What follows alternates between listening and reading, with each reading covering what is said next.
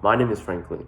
Today, I will be focusing on the relationship between the USSR and the US during the Cold War. First, before we even focus on the Cold War, we must focus on what happened before that, which was the Yalta Conference, which took place during World War II. The Yalta Conference, which took place from February 4th, 1945 to February 11th of the same year, was a conference that took place right before the end of World War II. It included Roosevelt, Stalin, and Churchill and was supposed to decide the fate of the Axis powers in Eastern Europe. Stalin promised that Eastern Europe will have free elections, which is the important thing here. However, he failed to keep this promise, eventually leading to a sense of mistrust between the former allies when word got out to the public in 1946. After President Harry S. Truman enacted the Truman Doctrine, which was the policy of containment, Stalin decided to blockade the city of Berlin, resulting in the Berlin Airlift. The airlift was Stalin's reaction to the Marshall Plan. Eventually, this was a huge success for the Western powers. However, things would take a turn for the worse in October 1st, 1949. 关注政府对代表中华人民共和国人民的唯一中华政府。 The formation of the PRC was one of the main factors in America's aggression towards communism. This, coupled with the Red Scare and the McCarthy trials, had the U.S. form NATO. All of this seemed to hint towards a brewing conflict right around the corner. Chinese Red Army, fighting desperately in small isolated stands, prefers to give ground on wider fronts rather than join battle. And it's up to the infantry to clear out the pockets of die-hard communists. What was just seen there was actual combat footage of the Korean War, along with a map of the Korean Peninsula. Interestingly, it was the Korean counterparts who wanted war, while the US and Soviets seemingly wanted to avoid conflict. Khrushchev himself even said, "I must stress that the war wasn't Stalin's idea, but Kim Il-sung's. Kim was the initiator. Stalin, of course, didn't try to dissuade him." In 1953, the Korean War ended in stalemate, and with it came the death of Stalin. Nikita Khrushchev then promptly took power and implemented many reforms. These were known as de-Stalinization, and relations with the West were also improved. However, if you thought Khrushchev was going to bring democracy, you were dead wrong. He still ardently supported communism, and eventually began the Berlin Crisis of 1961. The Berlin Crisis was a 5-month crisis regarding the city of Berlin. Khrushchev and Kennedy had met at the Vienna summit, where Khrushchev demanded that Kennedy leave West Berlin. Kennedy refused, and ultimately a wall was built down the streets of the city, which led to a military standoff regarding the wall. While the Berlin Crisis certainly took a toll on the two countries' relationship, the next crisis will be even worse. Military buildup on the island of Cuba.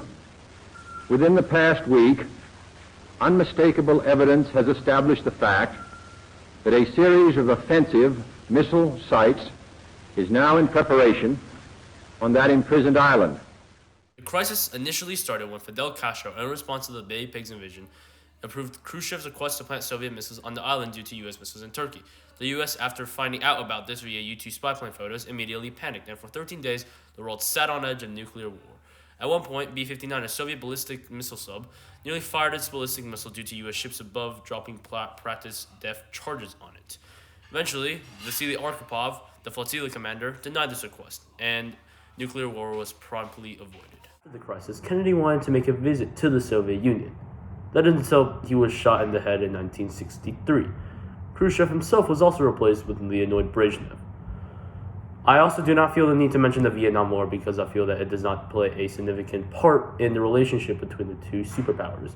This is because mostly China sent aid to Vietnam and not the Soviet Union. However, I will mention Richard Nixon.